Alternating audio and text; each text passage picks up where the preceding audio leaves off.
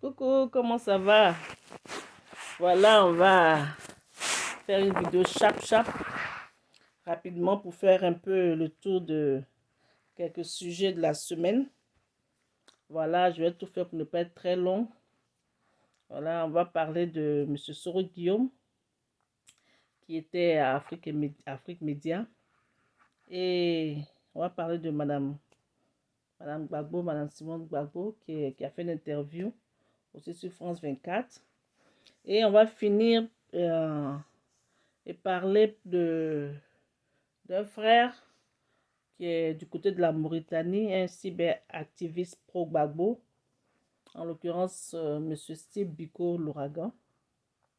Voilà, un cyberactiviste pro-Gbagbo qui a eu quelques pépins avec la justice de l'autre côté là-bas. Voilà. Donc, Soro Guillaume sur Afrique Média. D'abord, c'est-à-dire avant même de parler du contenu, c'est-à-dire je revois cette image de M. Soro Guillaume sur Afrique Média et je me dis vraiment dans la vie, voilà, faut jamais dire jamais. La vie, nul ne connaît son futur. Voilà. Et M. Soro Guillaume sur Afrique Média, pas pour vilipender cette chaîne, mais au contraire pour s'en servir comme un support de communication, comme un support de charme pour essayer de charmer et pourquoi pas d'essayer d'amadouer les téléspectateurs d'Afrique Média assidus que nous sommes. Voilà, et c'est l'occasion pour quand même lancer un petit appel à nos frères d'en face pour leur demander de savoir raison garder parce que dans la vie, on ne sait jamais. On peut être fort aujourd'hui, et demain, on peut ne pas être fort. Alors, qu'est-ce qu'on fait? Donc, la question reste posée et la porte est ouverte. Voilà.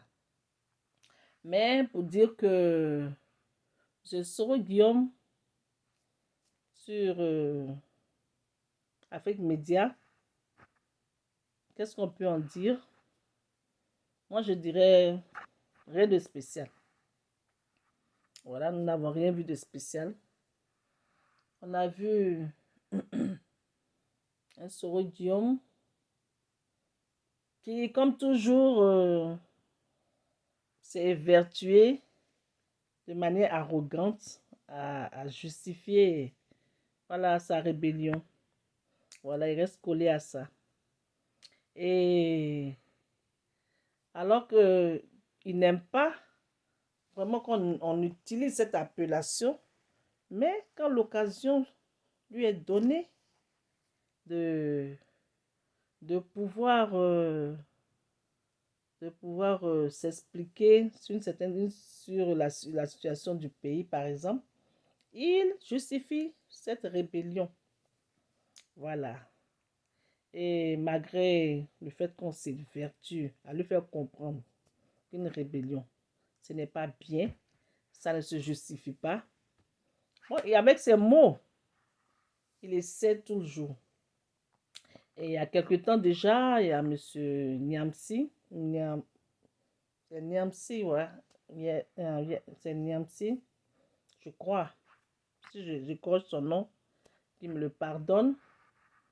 Mais qui avait essayé déjà de comparer M. Soro Guillaume au général Charles de Gaulle, général de Gaulle, juste pour essayer de nous faire passer cette pilule de rébellion. Évidemment, ça n'a pas marché. Et Soro Guillaume, lui-même, il vient gaillardement maintenant sur une chaîne telle que Afrique Média et il donne des exemples comme le président Sankara, comme Che Guevara. Il pousse le bouchon jusqu'à prendre, pour exemple, le peuple japonais. Le Japon qui a vécu un qui a vécu un drame, 2 drames même. On se souvient de Hiroshima et Nagasaki. Voilà. Et Soro Guillaume qui se permet de prendre, c'est-à-dire de faire croire aux Africains, à tous ceux qui le regardaient, tu sais, de leur faire croire que c'était 2 situations similaires, celle de la Côte d'Ivoire et celle du Japon. Mais c'est-à-dire, des fois, les gens, quand ils veulent justifier l'injustifiable, c'est-à-dire, c'est comme s'ils avaient en face d'eux des gens, des personnes qui étaient stupides ou bien des personnes ignorantes. Mais le Japon a été attaqué par une grande puissance étrangère, en l'occurrence les États-Unis. Et le Japon, c'est après cela, le Japon s'est refermé sur lui-même. Le Japon a développé ce sentiment de protectionnisme. Le Japon s'est développé à partir de l'intérieur par son travail, parce que il voulait, ils avaient fait face à une puissance qui était plus forte. Donc le Japon, par son travail, par cette unité, cette union, les Japonais étant soudés les uns les autres, ils ont construit cette grande nation que nous voyons aujourd'hui. Mais quel est le rapport entre le Japon, qui a été attaqué par les États-Unis, et la Côte d'Ivoire, qui a été déchirée par un fils du pays? Le fils du pays ayant déchiré le pays, il a créé ce qu'on appelle la division.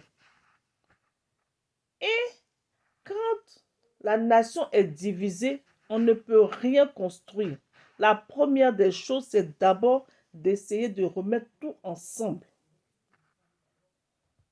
C'est 2 situations complètement différentes. Voilà. Monsieur Soro Guillaume qui demande pardon. Le problème avec le pardon, c'est que le pardon ne se refuse pas. Quelqu'un qui vient te demander pardon, tu es dans l'obligation d'accepter le pardon. Mais comme le dit un de mes frères, quand une personne t'a trahi et que toi-même, tu te lèves, tu acceptes de marcher avec cette personne, d'aller même jusqu'à dans la forêt avec cette personne, mais c'est ta vie que tu mets en danger. C'est ta vie que tu mets en danger. Voilà. Surtout lorsque ce pardon n'est pas sincère. Et on l'a vu, le pardon de M. Soro Guillaume n'est pas sincère.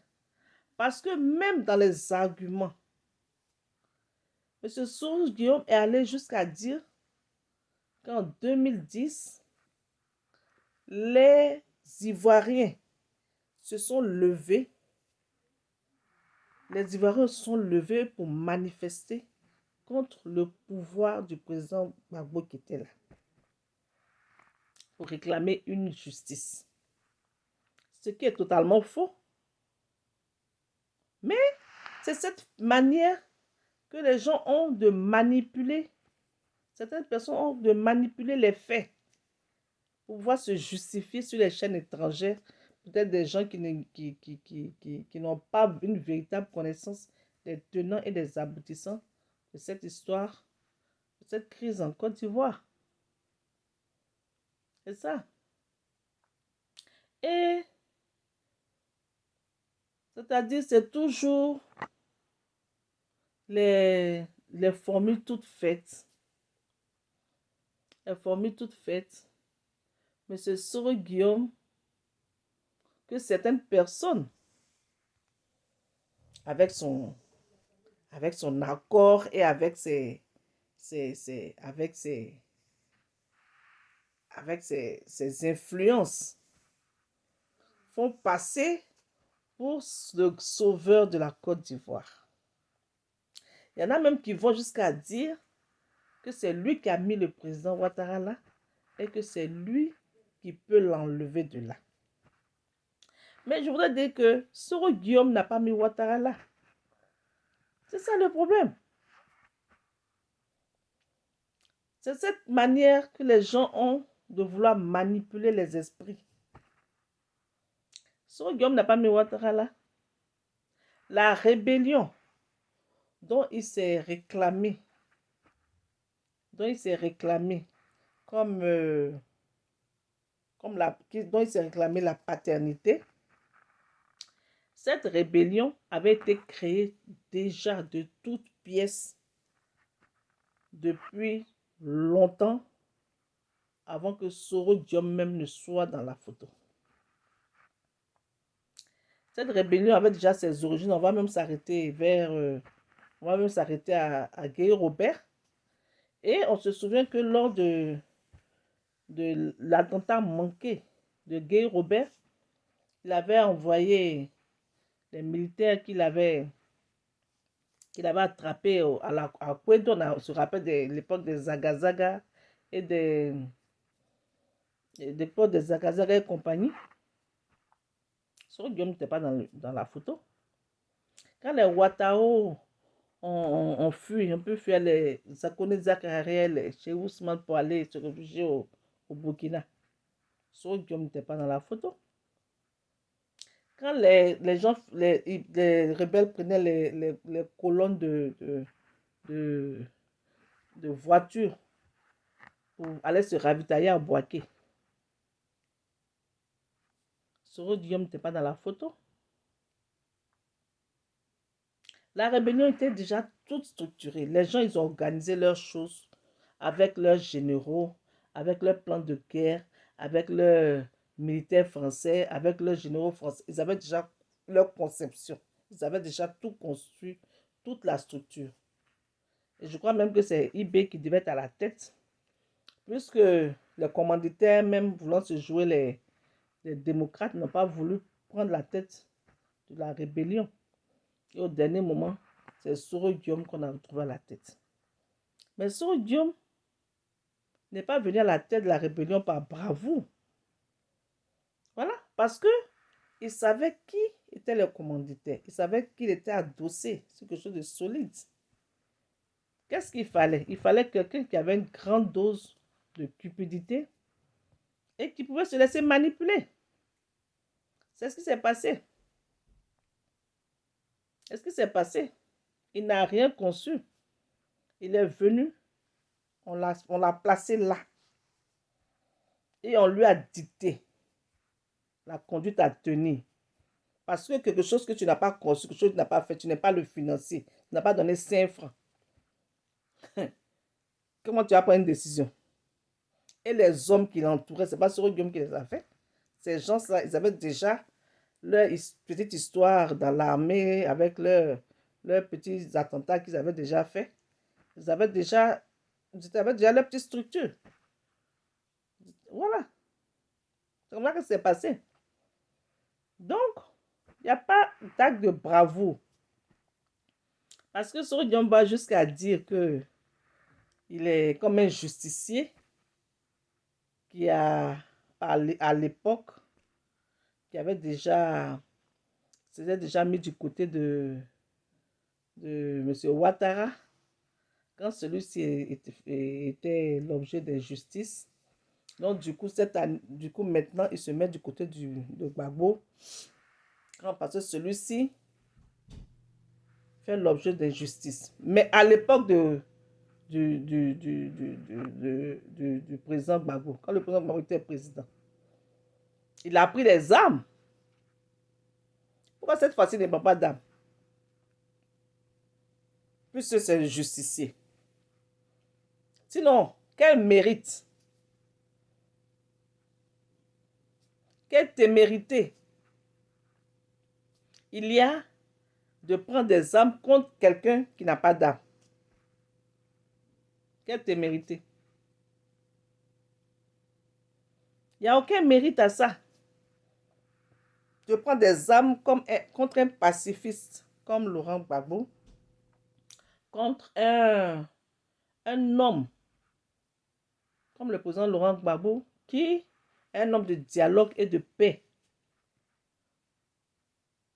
Quel mérite il y a à se taper la poitrine pour dire que tu as pris les armes contre lui? La bravoure, la véritable bravoure serait de prendre les armes contre les gens du pouvoir actuel. Ce serait de regarder Ahmed Bakayoko dans les deux yeux. Voilà, je vais dire ça comme ça. Et de prendre les armes contre lui. Ce serait qu'on se lève le matin et puis on dit waouh, Soro Diom, c'est un brave homme parce que ce qu'il a fait en 2002 sous le président Laurent Gbagbo, il le fait sous le président Ouattara. Voilà. C'est par là qu'on reconnaît un homme qui est brave et non d'aller s'attaquer à des personnes qui sont sans défense, qui n'aiment pas les armes. Un président Laurent Gbagbo qui n'a jamais même tué une mouche, qui est incapable de même prendre un fusil. Voilà. C'est ça. Donc, je ne vois en rien la bravoure de M. Soro Diom. Voilà. Il s'est fait manipuler en 2002. Il s'est fait encore manipuler en 2010. En 2020, là, pardon. Parce qu'il a écrit sur toutes les chaînes qu'il n'y aura pas d'élection. Quand il sort les grandes phrases, les grandes menaces, c'est parce qu'il compte sur la France. Voilà. Ça s'est vu. Parce que quand on dit, par exemple, qu'il y a ces partisans, quelques-uns de ces partisans qui ont été libérés. Ils n'ont pas été libérés parce que Soro Diom fait peur à Ouattara. Non. C'est la France. Parce que ce genre de raisonnement, ça c'est pour les naïfs. Voilà. Mais sinon, nous, qui analysons les faits et qui entendons aussi, voilà, nous savons très bien ce qui se passe. La France, voulant positionner Soro Diom, met la pression sur Ouattara pour pouvoir libérer quelques prisonniers de Soro Diom. Pour faire croire à l'opinion, à une certaine opinion publique ivoirienne, que Soro Diom est l'homme de la situation. Pour faire croire à des incrédules que Soro Diom a un pouvoir. Pour leur faire croire que Ouattara a peur de Soro Diom. Et que quand Soro Diom dit quelque chose, il le fait. Alors qu'on sait très bien que c'est la France qui a mis la pression sur le président Ouattara. Et la France a les moyens de mettre la pression sur lui. Voilà comment ça se passe. Parce que Soro Diom est leur homme fort, est leur homme qu'ils veulent maintenant à la tête de la Côte d'Ivoire. C'est aussi simple que ça. On ne nous fera pas croire autre chose. Voilà. Non, Soro Diom n'a pas des hommes à lui, une armée à lui, des gens qui lui font peur ou bien un réseau diplomatique spécial. Non, c'est la même diplomatie que les pro-Gbagbo ont utilisée pour avoir leurs prisonniers libres et que la communauté internationale et la France a toujours fait la sourde oreille. C'est cette même diplomatie que Soro Diom utilise. Mais Soro Diom, ils écoutent, ils jouent le jeu de Soro Diom parce que ils n'ont rien à faire avec leur homme, ce n'est pas le président Gbagbo. Donc, ils n'ont aucun intérêt à vouloir la liberté ou bien à vouloir satisfaire les pro-Gbagbo. C'est aussi simple que ça. Voilà, donc nous, on voit clair dans le jeu. Et puis, voilà, c'est pour ça que tout ce qu'on demande, c'est que les opposants se mettent ensemble. Voilà. Les opposants se mettent ensemble et qu'ils soient forts. Parce que si tous les opposants se mettent ensemble, le président Ouattara, il est isolé. Voilà. Et les hommes, les opposants se mettant ensemble, ils sont plus forts. Et comme ça, ils peuvent faire pression pour que les réformes changent. Et comme ça, on peut avoir des élections crédibles. On peut avoir des élections crédibles. Voilà. C'est ce que moi je vois. Sinon, moi, quand je parle même d'opposants qui se mettent ensemble, moi, je n'ai pas parlé, je n'ai pas parlé de Soro Guillaume. Parce que Soro Guillaume, moi, je ne le prends pas comme un opposant.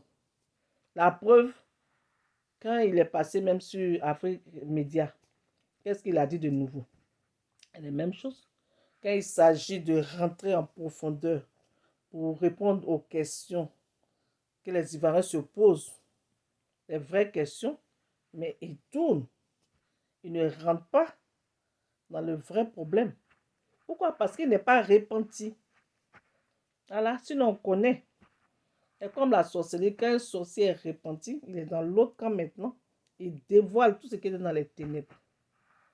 Ça s'est vu avec les gens qui étaient dans les loges, les francs-maçons et tout, les rosicruciens.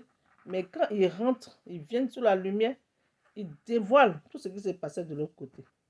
Et ce Guillaume ne veut rien dire. Pourquoi? Parce que il sait qu'il n'a pas changé.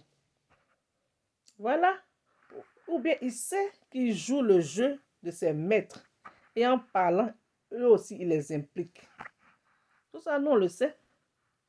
Pour dire que l'homme de la situation, ce n'est pas lui. La Côte d'Ivoire a besoin d'un homme qui va faire une réconciliation vraie. La Côte d'Ivoire n'a pas besoin d'un homme qui va se faire encore manipuler par les Français. La Côte d'Ivoire a besoin d'un homme pour venir faire la réconciliation. La Côte d'Ivoire n'a pas besoin d'un homme pour venir faire un autre pont, mettre des routes. C'est ce que Ouattara n'a pas compris. Les Ivoiriens ont besoin de paix. Ils ont besoin de s'entendre. Voilà. Ils ont besoin de savoir ce qui s'est passé. Qu'est-ce qui s'est passé? Mais tant que les bourreaux d'hier vont s'ériger en dirigeants, en dirigeants des victimes d'hier, ça ne peut pas marcher. Ça ne peut pas marcher. Il aura toujours ce sentiment de frustration, voilà, c'est pour cela que les choses doivent se faire comme ce qui s'est passé au Rwanda. Il faut avoir un dialogue franc. Il faut que tout soit sûr. Comme ça, les gens font table rase. Ce n'est pas la peine de se venger. Qui va se venger contre qui? Mais les gens ont besoin, on ne peut pas vivre, faire une histoire sans savoir les tenants, les aboutissants. Ce n'est pas possible. C'est pour ça que depuis, on tourne en rond. Voilà. Donc, c'est ce que moi, je voulais dire un peu. Hein. C'est ce que je voulais dire. Et je pense que, bon, lui, il dit qu'il a appelé le président Laurent Gbagbo pour demander pardon. Le président Laurent Gbagbo, s'il lui demande pardon, il doit accepter son pardon. Mais lui, il a trahi deux fois. Est-ce que le président Laurent Gbagbo va venir se faire avoir une troisième fois? Non. C'est pour ça qu'il est là-bas, il ne dit rien. Parce que c'est une manière. C'est un signe pour nous dire qu'il y a beaucoup de choses qui se passent en ce moment qui n'ont pas son approbation. Voilà. Et moi, je sais que... bon, il sait ce qu'il fait. Il sait ce qu'il fait. Je lui ai fait confiance totalement. Voilà. Donc, c'est ce que je voulais dire un peu. Et puis, concernant la première dame, vraiment, Quand je parle d'elle, je ne peux que sourire. Parce que le fait de la voir si forte, si avec plein d'amour, si dynamique, vraiment la combattante, en même temps la maman. Évidemment, j'avais les larmes aux yeux à la fin quand on a parlé un peu de ses sévices, des sévices elle a subis. Mais voilà, voilà. Donc moi, en fait, même avec tout ce qu'elle a vécu, j'aurais aimé qu'elle reste un peu éloignée en faisant les choses de loin. Mais bon, elle a la politique dans le sang. Elle a la politique dans le sang, donc je pense qu'on ne peut pas lui en vouloir. Ou ça, c'est ce qu'elle aime, c'est ce qu'elle veut faire, c'est ce qu'elle aime. Donc voilà. Donc elle est au devant de la scène. Et nous, on lui dit vraiment beaucoup de courage. Son interview était super. Évidemment, le journaliste était un peu mal à l'aise quelquefois. Parce que c'est comme ça, hein, quand il s'agit de rentrer un peu trop dans les responsabilités de la France, et il vous coupe court, hein, parce qu'il ne vous laisse pas aller au bout de vos idées. Voilà, c'est comme ça. Mais bon, dans l'ensemble, on a vraiment apprécié. Et je lui tire mon chapeau. Voilà, pour le frère Steve Biko. Bon, moi, hein, je sais pas, mais quand une personne aime le président Laurent Gbagbo, vraiment, j'ai un fait pour cette personne. Voilà. Quand une personne aime le président Gbagbo, j'aime la personne en même temps. Voilà, je ne fais pas exprès, c'est comme ça. Mes amis même me disaient, ah, celle-là, avant, quand on était plus jeune, si tu veux la voir, faut aimer, faut être l'enfant de Gbagbo. Et on riait comme ça. Pour dire que c'est un monsieur que j'aime beaucoup parce qu'il est vrai. Il est vrai dans son combat pour le président Laurent Gbagbo. Et bon, c'est-à-dire il est tellement emporté quelquefois que aussi quand il a certaines informations, peut-être qu'il ne maîtrise pas trop, qui, qui pensent qu'ils sont peut-être contre les intérêts du président Laurent Gbagbo. Bon, il est un peu, il a sa manière d'agir que je n'apprécie pas souvent, hein. Il faut dire, surtout quand il s'agit de Mme Gbagbo. Mais j'ai souvent condamné ça. Mais il a demandé pardon. Je pense qu'il a eu des conseils aussi des uns et des autres. Il a demandé pardon à sa maman. Il lui a demandé pardon. Et puis, moi, je suis contente. Voilà. Et concernant cette fameuse convocation, moi, je suis sûre que cette convocation ne vient même pas de Mme Gbagbo. Voilà. Mme Gbagbo, elle est un peu comme son mari. Au plus fort de leur pouvoir, ils n'ont jamais, jamais envoyé quelqu'un devant la justice. Voilà. Et ce n'est pas maintenant qu'ils le feront. Quel que soit, on se souvient combien de fois ils n'ont pas été vilipendés, insultés sous toutes les formes. Mais c'est des actes, c'est quelque chose qu'ils n'ont jamais fait. Donc moi, je ne crois même pas que cette convocation vient de Mme Gbagbo. Ce sont les papatos qui sont autour là. Les gens qui aiment crier un peu plus fort là. Voilà, c'est d'eux que ça vient. Sinon, moi, je sais que cette convocation ne vient pas de Mme Gbagbo. Et à ce sujet, je voulais dire que nous, on a longtemps suivi les réseaux sociaux de loin. De loin, on voyait des gens rentrer dans... C'est-à-dire, ce n'est même pas des clashs. C'est des injures. Des injures vraiment très, très, très graves, très, très profondes. C'est-à-dire, les gens rentrent dans les familles, dans des choses qu'on ne peut même pas dire ici. Mais nous, on regardait tout de loin, mais vraiment triste et puis choqué. Voilà. Mais c'est le game. C'est le game qu'ils ont choisi. Voilà. C'est le game que vous avez choisi. Donc, Annick Tchele, moi, je voudrais m'adresser à elle qui a porté plainte contre Steve Biko. Voilà, mais c'est le game, parce qu'une grande dame comme ça, elle est rentrée dedans. Avec toute la considération qu'on lui donnait. Elle est rentrée dans ce game d'injures aussi. Mais attends, quand tu insultes quelqu'un, la personne t'insulte. Mais si quand une personne t'insulte, toi tu réponds par les injures. Et vous continuez dans vos injures. Il n'y a pas fait de police dedans. Non, on ne va pas la police. Parce que c'est votre game. C'est ce que vous avez choisi. On ne va pas la police. Parce que quand toi-même tu sais très bien que tu as insulté la personne, il ne suffit pas d'aller effacer toutes les traces. Le fait même d'aller effacer toutes tes vidéos. Alors que toi-même, à ton âme, à ton fort intérieur, tu sais très bien que tu as insulté la personne aussi. Donc, comment tu te sens? En tant que femme même, en tant que militante, en tant que même chrétienne. Tu as insulté la personne te répond. Vous vous entrez, vous insultez là-bas. Toi, tu effaces tes preuves et tu t'en envoies la personne au commissariat. C'est de la mauvaise foi. C'est de la mauvaise foi et ça, c'est pas bien. C'est pas bien. Moi, je suis de ceux qui pensent que on peut faire des analyses, on peut donner ses opinions sans injure. Voilà. Sans injurer la personne. C'est possible. Mais vous avez choisi un autre chemin. Donc, quand c'est comme ça, on assume. Parce que moi, par exemple, quelqu'un qui va se lever pour m'insulter, je ne vais même pas te répondre.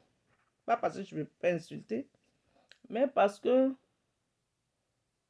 je ne rentre pas dans ça. Ce n'est pas mon éducation, donc je ne rentre pas dans. J'aime bien m'exprimer, ça c'est ma nature. J'aime débattre des sujets, j'aime donner mon avis, je suis comme ça. Mais ça ne va pas dans les injures. Vous avez choisi ça, donc on ne va pas au commissariat pour ça.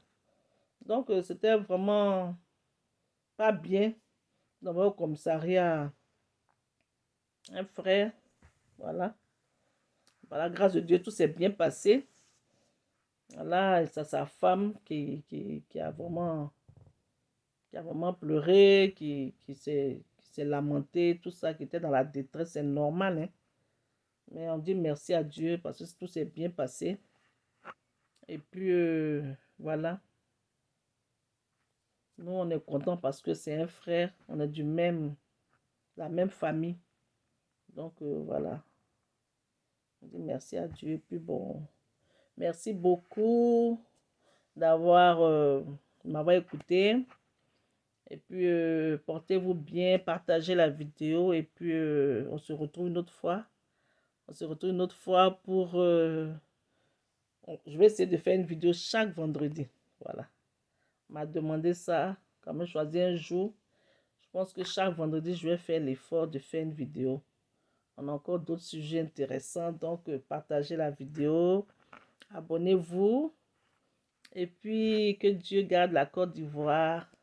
Merci beaucoup. Et puis, on suit les événements et puis, on s'attrape. Portez-vous bien et puis à bientôt. Bye.